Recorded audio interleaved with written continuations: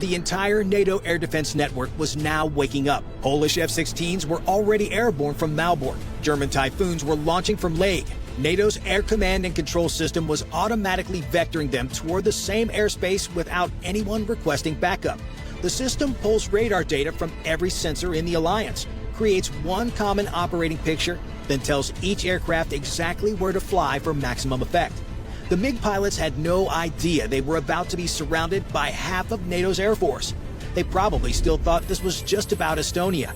Instead, they triggered a response from Stockholm to Rome, everyone eager to remind Russia why the Baltic Sea was NATO's lake.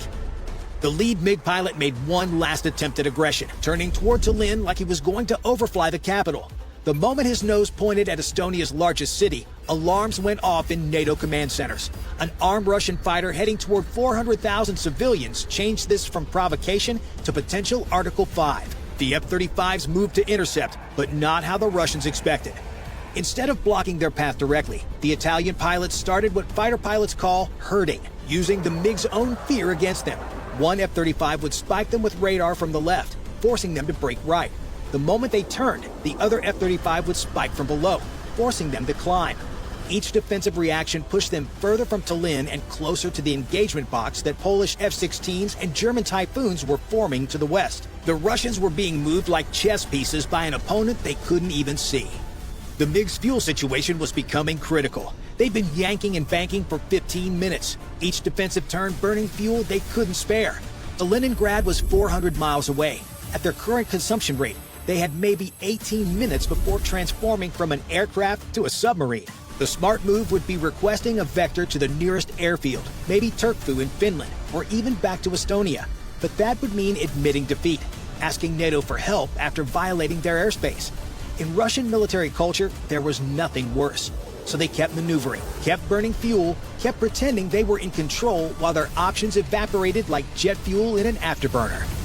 That's when the Polish F-16s arrived from the west, and they came in aggressive. Their radars locked onto the MiGs immediately. Not subtle, not polite, just pure electromagnetic hostility. The F-16's APG-68 radars might be older than the F-35 systems, but they were more than enough to paint 3 exhausted MiGs running low on fuel. This wasn't just an intercept. It was historical payback delivered at 30,000 feet. German Typhoons swept in from the south, their Captor E radars representing the best of European engineering. These weren't stealth fighters like the F-35s, but they didn't need to be. The Typhoon was built for one thing: air superiority through overwhelming performance. Twin Eurojet engines producing 40,000 pounds of thrust, super cruise capability without afterburner, and a radar that could track a tennis ball at 100 kilometers. The Germans took position above the MiGs, the ultimate high ground in air combat. If this went kinetic, the Russians would be caught between Poles looking for revenge and Germans with precision weapons. Not a good place to be. The MiGs were now surrounded by 10 NATO fighters from 5 nations. Italian F-35s they couldn't see, Swedish Gripens from the south, Polish F-16s from the west, German Typhoons from above, and Finnish F-18s still pushing from the east. Every escape route led into someone's weapons envelope. Meanwhile, Danish F-16s from Skridstrip reported airborne. Norwegians were spinning up. Even the Dutch were asking if they needed help. NATO was responding like someone had kicked over an anthill. Fighters launching from every base within 500 miles, all converging on 3 Russian jets who were rapidly running out of fuel, options, and dignity. The MiG pilots were realizing fast this fight was turning into an all-you-can-eat Russian buffet, and they were the fresh tray of crab legs.